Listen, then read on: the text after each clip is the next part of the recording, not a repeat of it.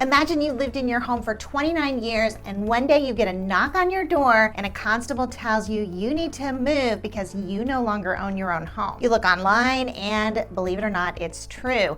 Your home was sold for half of its value by your HOA.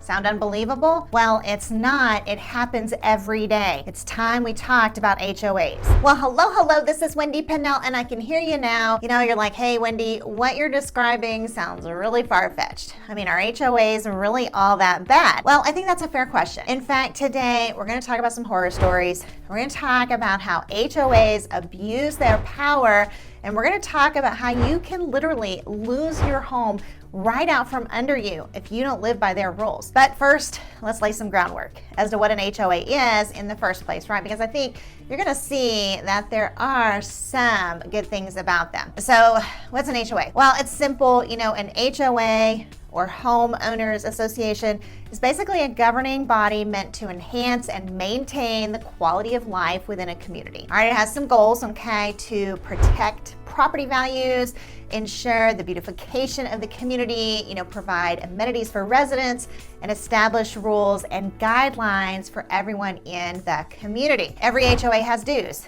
you know, and you guessed it, they are going to be separate from your mortgage payment. These dues create a community fund that's used to pay for things like amenities, maintenance of common areas, including things like a clubhouse, you know, landscaping services, pools, playgrounds, sometimes even utilities such as garbage and water services. If you're part of a condo community or live in a location with shared structures, okay, like, you know, like picture a clubhouse, right? The HOA also takes responsibility for building maintenance.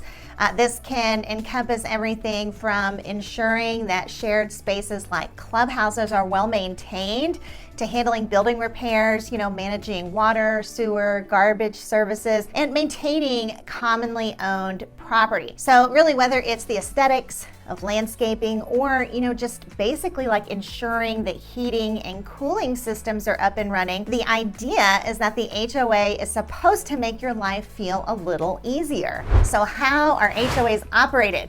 Well, the management of these HOAs is done by either elected board members who hopefully live within the community or through a third-party management company. But there is a catch.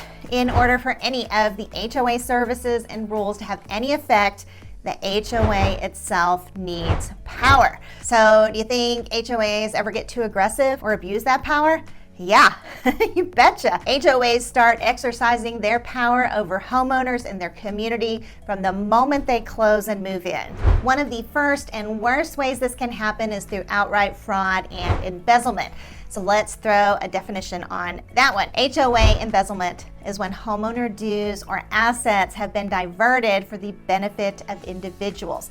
Now, this can take place in several different ways. First off, it can take the form of stolen deposits that are cashed and never even make it into the general fund. It can also be for products or services not directly related to the neighborhood. For example, having your own lawn maintained and paid for with HOA funds. So the HOA has a lawn care expense that maintains the common areas. You simply throw your own address in there and next thing you know, you have free lawn care. Another way is if the board member owns their own company. Since they're the decision maker, you know, they're naturally going to pick their own lawn care company and then they way overcharge past the going rate. Yet another form of fraud is when there are all these bills entered for services that were never even performed. So remember, your HOA can be run locally with board members within your community or by that third-party management company. If your HOA is run by a third-party management company, then the fraud can be even more convoluted, okay? You know, it's by, you know, a third party. There are probably dozens of HOA communities managed by the same company, and then you're dealing with someone, you know, that you don't actually know where they live. For example, Deborah Goonan describes how Austin police are investigating theft of hundreds of thousands of dollars in reserve funds from Riverside Grove, RG Townhomes, Boulevard condominiums, and at least 5 other HOA governed communities.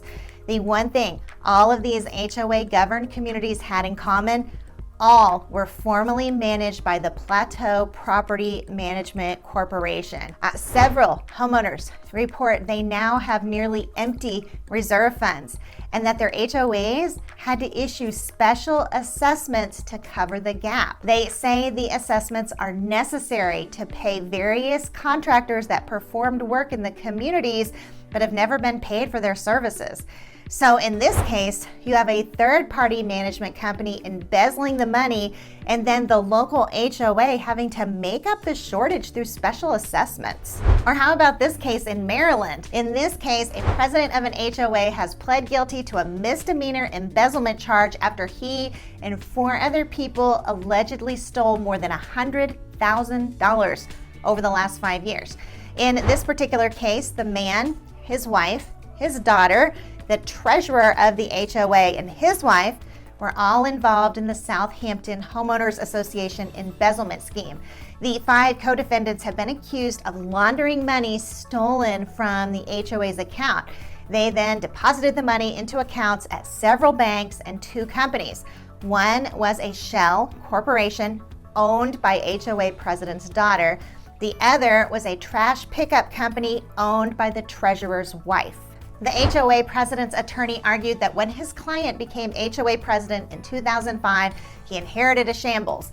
As such, he was unable to find a management company that would be willing to take over the HOA's operations. There was a lack of available documentation, and this made it seem like funds were misused. So in this case, we have an individual board, not a management company, embezzling funds from the HOA. So if you live in an HOA or you're moving into an HOA, how can you avoid the fraud? Well, first of all, find out how your HOA is run. A healthy HOA will have what's known as a segregation of duties, okay? First duty, authorization, the ability to approve and expense a check. Secondly, you have custody of an asset, okay? Access to the bank account or other association assets. The third is recording of accounting information.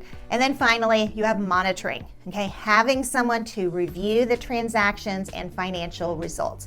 In an ideal world, each of these duties would be performed by a separate individual in an organization. And this is what is meant by segregation of duties. Hovland Forensic explains that the biggest control weakness in embezzlement cases occurs when either one person, usually a president or treasurer, controls all 4 duties. And that's exactly what we saw with the case in Maryland, okay? Segregation of duties would have prevented the fraud. You had the president of the HOA holding all the cards. Now, if your HOA is run without a segregation of duties, you need to know you're at a higher risk of seeing fraud and embezzlement. You're going to need to be involved in your HOA.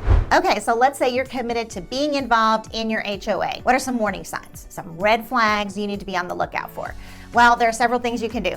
First, request a copy of your HOA's financials. As you're doing that, keep in mind that when an individual is embezzling funds, one of the first things they're going to do is want to cover it up, right? So you go to the board or management company and you request the financials. They might respond by providing an income statement only. Well, you need to request a balance sheet as well, because this is where any missing cash will show up. As you're reviewing the financials, all right, be on the lookout for any unusual allocation of funds on a report. One of the common scams is for the abuser to have their own contracting company and then overcharge for services, right? So if you see an unusually large allocation of funds devoted to an area and you're like looking at that going, well, that shouldn't cost that much. Well, that means you need to dig deeper. Along those same lines, drive around your neighborhood, compare it to the budget. If a payment was made to replace a stone sign monument, was it actually replaced? I mean, in general, observe the condition of the common areas. If payments are being made to maintain them and they're not being maintained, that's a red flag. Another red flag that'll be hard to miss is a sudden, huge increase in fees. If the board or management company is saying expenses have gone up, again, dig deeper. Who are they using to maintain the common areas? Find out the company names and then research those companies. Are they third-party contractors? One thing you really want to find out is if the management company or board have any ownership interest in the company completing the work. Now, one thing all of this will require is for you to be involved as part of the HOA. And if you think, you as one individual can't make a difference, all right, check out this case from Utah. Adam Herbetz describes how after years of questioning and independent research from a persistent homeowner, the former treasurer of the Lava Bluff HOA in Hurricane confessed to embezzling more than $150,000. Herbetz describes how homeowner Tim Mullican said he'd been noticing discrepancies with the HOA's financial report since 2018, but nobody would answer his questions or listen to his concerns. In 2018, right? This article was written in 2022, so it took 4 years for this one homeowner, and he never gave up. Herbetz continues, after years of bringing up his concerns at HOA meetings, eventually Mullican noticed that some of the checks used to pay for HOA dues were being cashed more than 50 miles away next to casinos in Mesquite, Nevada. Okay, at the casinos. It ends up this HOA treasurer had a gambling problem and was using the HOA funds at the casinos. In this article, it describes how the president of the HOA acknowledged that the treasurer had confessed. So do you see how unsegregated the HOA system was? The president of the HOA did not know what the treasurer was doing until she confessed. It just shows how incredibly important that segregation of duties is. Okay, but speaking of sudden aggressive increases in fees, let's talk about yet another way HOAs abuse their power by overcharging on fees. I mean, this is where the income is, right? Okay, we want to believe the funds are being spent appropriately, but even if they are, HOAs can hit you with the most ridiculous fees that you never could have seen coming. I mean, it starts at closing. When closing on an HOA property, there are probably a lot of overlooked fees that catch homebuyers off guard. Various fees, we're talking like initiation fees, transfer fees, reserves, contributions, and those may sound like new concepts to you, and they may not necessarily cover every HOA, but you need to watch out for them because it might be the difference maker in having enough money to bring to closing. We recently had a closing where the HOA charged $76 for the quarterly dues, $200 to an HOA reserve fund, $175 to the HOA management company, and $300 as working capital to the HOA. Want to know how many amenities our buyer is getting in this community? None. There's no pool, no playground, no walking trails. It's just a neighborhood. I mean, it's a beautiful neighborhood, but still, there is nothing here for the HOA to maintain. And granted, that's not their only job, okay? They have to enforce rules and guidelines, but still, that's over $750 at closing for an HOA where you don't even get a pool or a playground. Here's a tip. When you're buying, if you have any concerns about HOA fees and how they might impact your ability to qualify for a home, have a conversation with your mortgage loan officer to go over all of it in detail. Okay, so if you think your target home might be in an HOA community, ask your loan officer how much wiggle room you have for things like HOA fees, and if that is budgeted into your loan pre-approval. Yet another lesser known expense that sometimes catches buyers off guard at closing is the Community Enhancement Assessment Fee. In some communities, this fee is levied at closing, and it can be as much as 0.3% of the final sales price. I mean, imagine the astonishment of learning you owe an additional few $1,000s at closing. And that few $1,000s can be the difference between closing and receiving the keys and walking away empty-handed. Now, here's what is key to know when you're buying into an HOA. If there is fine print, read it, okay? This is no time to skip over the footnotes. So we know the HOA is gonna get you when you buy your home. You're probably gonna end up paying a lot of upfront fees. Unfortunately, the surprises may not stop at the closing table. Okay, so how about during the time you own your home? Well, every HOA will be a little different, but there can be some major expenses associated with your HOA, and you need to know them before signing on the dotted line. I mean, obviously, you get the benefit of having rules that govern a neighborhood and some cool amenities, but still, okay, you should weigh the costs that can come with it. You have, of course, your monthly dues that you expected to have, but you'll still have other fees, like try special assessments on for size. These are additional fees that are sometimes levied by the HOA, usually for significant community updates or unexpected expenses. Now, unlike regular dues, those are predictable, right? But special assessments can come as a big surprise to homeowners. Remember the Austin fraud case I mentioned? When the HOA board found out that their accounts were essentially bankrupt, they had to issue a special assessment to pay their basic bills like landscaping. Here's one common need for a special assessment. Okay, let's just say the clubhouse is getting old. It has significant damage and major repairs are needed. Well, unfortunately, the HOA doesn't have enough money in its reserves to cover the expense, and the HOA will issue a special assessment to the community to cover it. Here's another one. Let's just say there was a major storm that passed through the area and a large tree fell on the clubhouse and pool area. Okay, it caused significant structural damage to the building and the pool, and insurance won't cover enough to make the repairs. So again, the HOA issues a special assessment to the community to cover it. It doesn't even have to be an effort to repair damage. I mean, let's say the HOA board decides the clubhouse needs granite countertops in the community kitchen. I mean, could a special assessment be issued to cover expenses beyond the budget for it? Oh, absolutely. If you're a homeowner in an HOA community, you need to be financially prepared for surprises. I mean, obviously, no one likes unexpected costs, okay? I don't like unexpected costs, but understanding that they're a possibility, okay, that can help you know what you need in your emergency fund, to cover those unexpected expenses. All right, so what about hidden fees and additional costs? We've surely covered everything, right? Well, if only that were true. Another common example of an unexpected fee is when homeowners in an HOA rent their home out to tenants. Some HOAs simply just aren't going to allow it, right? But that is uncommon. It's more common to find a rental fee imposed by the HOA. Okay, so what might that, fee be for? Well, it's often covering the administrative costs of keeping track of renters and ensuring they're compliant with community standards. Additionally, there could be tenant move-in and move-out fees that cover any potential damages to common areas during the moving process. When we get to thinking about HOA fees, whether expected or unexpected, keep in mind they are almost always separate from your mortgage payment. Okay, you might be accustomed to rolling property taxes and insurance into your monthly mortgage payment, but you need to remember that HOAs, whether monthly or yearly, okay, they're going to be handled independently, and that can be confusing. I mean, some homeowners mistakenly believe their HOA fees are included in their mortgage payment, especially if they see those fees listed on their closing documents. So, obviously it's just a simple misunderstanding, but it can definitely lead to unintentional delinquencies. Speaking of which, let's talk about when HOAs get into the business of micromanaging. For example, were you thinking your Christmas decorations are safe? All right, better read the rules because you might be violating them with your choice of lights or inflatable Santa. Aldo Savazdi reports how one homeowner concedes he didn't read the fine print, which ran 20 pages on the community's covenants. He violated rules that limited his ability to fly an American flag or display a lit cross at Christmas and Easter. When he put the wrong kind of slats on his fence, he had to rip them out. Or how about fees for violating community policy? Okay, here's one that comes up pretty frequently, all right? You own an RV. You've had it parked on the street in front of your house for the last week.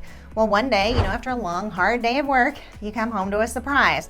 A notice from the HOA is on your door informing you that you are in violation of community rules regarding RV parking, and you're to move it to an appropriate location on your property or off-site. What are the consequences if you don't?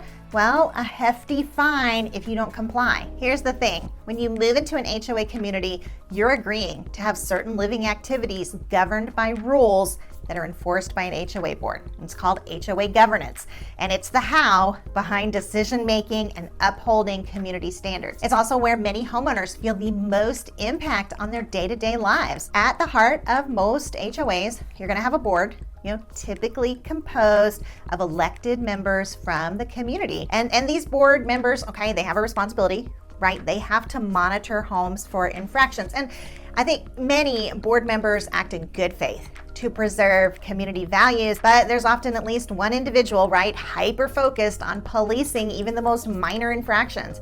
It's not uncommon to hear stories of homeowners being cited for the smallest deviations from community rules. Here's an example of one. I slipped in my driveway and fell and broke my femur near my hip and couldn't get up.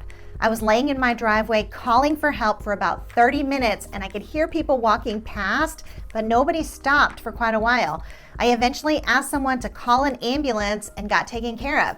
Spent a few days in the hospital, and when I got home, I had a letter from my HOA saying I was in violation for sleeping in my driveway in the middle of the day. Wow. Here's another one. One of my coworkers got a warning from his HOA saying that he had too many boxes inside his garage. They claimed that he couldn't use his garage for storage. Or how about this one? We built a new fence around our property and they told us to take it down since the other fences looked old. Knowing the governance and who's involved is important if you want to have a smooth life in an HOA governed home. For example, if you want to make external structural changes to your home, it's likely that you're going to have to pass your plans through an architectural approval process. Like patios, right? Change of paint color, certain kinds of landscaping, all of that could be subject to approval. But I hear you asking, Wendy, okay, so what happens if I make a change to my house that's against architectural governance by the HOA? I mean, surely they can't do anything, after the fact, right? Well, at this point, I think you already know the answer to that question. HOA architectural rules can be so stringent that if you violate the rules and make changes anyway, they can demand your compliance in returning it to the previous or approved condition. If you don't, they can fine you, and the fines can get bigger the longer you leave them unpaid. There are other rules to watch out for in HOA communities. Landscaping, gardening, home decor, really common points of contention. A few years ago, a popular figure called Frank the Gargoyle showed up on social media and news stations around the country. Denise Starr, a homeowner in Dayton, Ohio, she kept a mid-sized gargoyle statue on her front porch as decor year-round. Well, during the Christmas season, an anonymous neighbor left a note on Denise's door citing the gargoyle not in keeping with the holiday spirit. If you want to read more about that story, look it up. It's hilarious. But here's my point. Had Denise lived in a vigilant HOA, her porch filled with Frank the Gargoyle and all those ensuing shenanigans that came with it could have turned into a serious problem. Okay, many HOAs govern decor with an iron fist. If it's Christmas time, you may not be allowed to put up anything that isn't in the spirit of the holiday, including, harmless porch gargoyle named Frank. Conversely, you might be fined for keeping your Christmas decor up for too long after the new year. In 55 and older communities, there are often restrictions on how long visitors can stay on the premises. For example, if you're taking in a displaced family member, understanding the HOA rules for visitors is critical. If that family member isn't over 55 years of age, you may be on the clock for finding them a new home. All right, but I hear you asking, Wendy, what happens if I don't pay the special assessment? Okay, what happens if I refuse to pay the fees or repaint my house? Well, if being homeless is something that concerns you, here's the shocker I wanted to tell you about. Let's say you're a good mortgage-paying homeowner that keeps up on all of your bills and ensures that your taxes are paid in a timely manner. Your HOA still has the power to kick you out of your own home. HOAs have the unique authority to foreclose on properties even if the primary mortgage payments are up to date. To many, this seems counterintuitive. Like, how can an HOA have that much power, especially when the first lien on the property is held by a bank? Well, this authority stems from the covenants that homeowners agree to upon buying into an HOA community. In many cases, these covenants give the HOA the right to place a lien on properties for unpaid dues or fees, leading to potential foreclosure. And delinquencies in an HOA are bad news. They come with fines, and unpaid fines can and will lead to an HOA engaging in foreclosure proceedings against you. I mean, that is why it is so important to know your responsibilities in an HOA community. I mean, it can be the difference between having a home and being homeless. That horror story I mentioned at the beginning of the video? Well, Roger and Clara Dunlap lived in their Raleigh home for 29 years. The Dunlaps experienced the devastating power an HOA can wield. Diane Wilson describes how after living in their home for 29 years, their HOA in their Raleigh neighborhood foreclosed on them. Wilson explains that despite the Dunlaps being up to date on their mortgage and taxes, their HOA foreclosed because the backyard and home were not being kept up to HOA standards. Court documents detailed complaints about debris in their backyard and the state of their home's exterior, deeming it an eyesore. Unbeknownst to Roger, who was dealing with his wife's dementia and critical health challenges, the fines piled up over the years, culminating in over $10,000. When the HOA initiated foreclosure, Roger was shocked, okay? Despite his attempts to rectify the situation, the HOA's demands grew. He tried to settle the fines, but the HOA returned his payment, seeking further fixes. In the end, the HOA took and sold the home, and he was just $30,000 away from paying off his mortgage and owning it free and clear. Wilson comments that Rogers never knew the HOA foreclosed on his home and was kicking him and his wife out of their home of 29 years until a sheriff's deputy showed up at his door to tell him he had to be out. He no longer owned his home. Now, with everything I've just told you about HOAs, you might be thinking, there is no way that you're buying into a home with an HOA. But here's the problem. In the Dallas housing market right now, most homeowners are not selling. Okay, they're sitting on 3% mortgages, and they're not going to sell in order to get a 7% mortgage. So what homes are available for sale in Dallas right now? Well, new construction. There's a ton of new construction in Dallas and not so much in the way of pre-owned homes. And when it comes to buying new construction, probably at least 95% of new construction homes in Dallas are built in HOA communities. Most of the time, the entire community is built as part of a development, and the HOA comes as a part of the package. New construction is where the inventory is right now in Dallas, and if you buy new construction, you're going to end up with an HOA. And honestly, HOAs probably are not even going to be your biggest concern if you buy new construction. Overpricing is a huge issue. You can really get caught in these communities by overpaying and ending up upside down on your house. In fact, I talk a lot about that in this video, which you may want to watch next. In the meantime, Wendy out.